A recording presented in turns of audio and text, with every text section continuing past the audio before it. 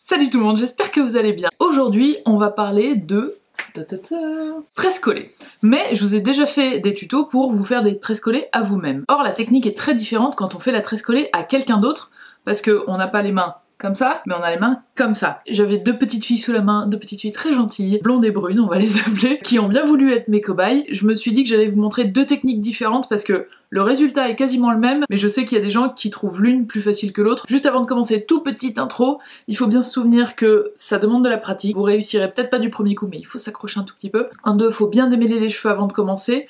Et en 3, si vous avez du mal pour vous entraîner sur cheveux mouillés ou sur cheveux avec un tout petit peu d'huile, ça peut aider un petit peu.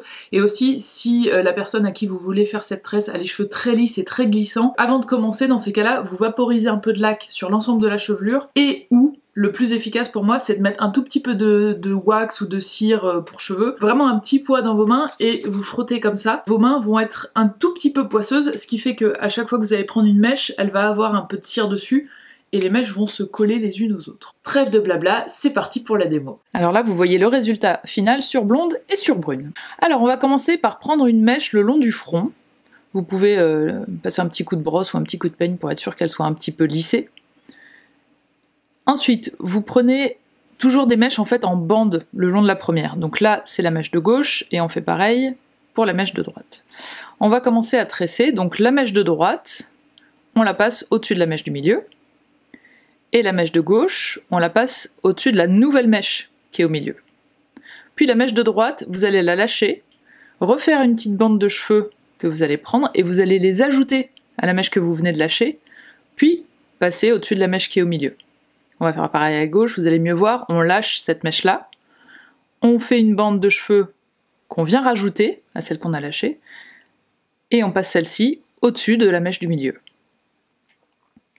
Et ainsi de suite, c'est toujours pareil, une fois à droite, une fois à gauche, on lâche, on rajoute des cheveux, une bande, et ensuite on passe au-dessus de la mèche du milieu. Le plus compliqué à faire, je trouve, quand c'est pas sur moi, c'est de bien lisser les mèches pour pas que ça fasse des petites bosses, ce que ça fait un petit peu sur cette démonstration.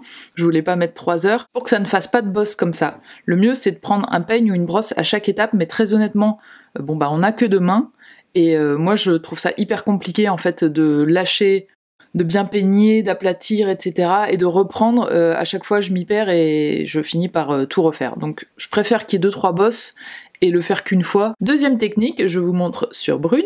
Donc là pareil, vous prenez la mèche de départ, là je l'ai prise un peu plus grande pour que la tresse commence un peu plus bas, et cette fois c'est cette mèche là que je vais diviser en 3. Donc là pareil, celle de droite, je la passe au-dessus de celle du milieu, celle de gauche, je la passe au-dessus de celle du milieu. Désolée pour le cadrage, c'est blonde et brune qu'on filmait à chaque fois. Ensuite là, je repasse celle de droite au milieu, puis je prends la mèche en longueur que je passe au milieu. En fait, au lieu de les mettre ensemble, je fais l'une après l'autre. Là, celle de gauche, je la passe au milieu, puis les cheveux que je rajoute, je les passe au milieu. Alors je vous dis pas, plus les cheveux sont longs, plus c'est compliqué de pas tirer, parce que ça fait des nœuds un petit peu, et que ce soit bien lisse et bien plat, faut un peu de pratique. Après, si vous le faites régulièrement, ça sera de plus en plus facile. Donc là, j'ai passé, hop, celle-ci, je la passe au-dessus de celle du milieu, puis je prends des cheveux, et je les passe aussi au-dessus de celle du milieu. En fait, dans la première technique, on fait les deux en même temps, et dans cette technique, on fait l'une après l'autre. La mèche qui était déjà dans la tresse et les cheveux qu'on rajoute.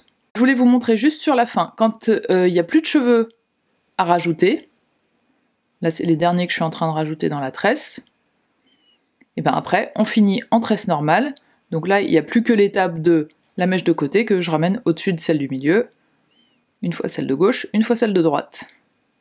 J'espère que vous n'êtes pas trop malade avec ce cadrage qui bouge un peu. Petite note, maintenant que vous avez vu comment on a fait, plus la mèche du départ que vous allez prendre sera grosse, c'est-à-dire si vous prenez une toute petite mèche, la tresse va commencer dès ici, c'est pas forcément hyper esthétique, mais si par exemple c'est quelqu'un qui a les cheveux assez longs, vous pouvez très bien la commencer seulement au milieu du crâne. Dans ces cas-là, la mèche du début, vous allez carrément faire presque une demi-queue, et c'est cette mèche-là que vous allez séparer en 3. Et voilà, la tresse collée n'a plus de secret pour vous. Si vous la refaites chez vous et que vous la postez sur Instagram, n'hésitez pas à me taguer en mettant @marionblush, comme ça je peux voir vos réalisations.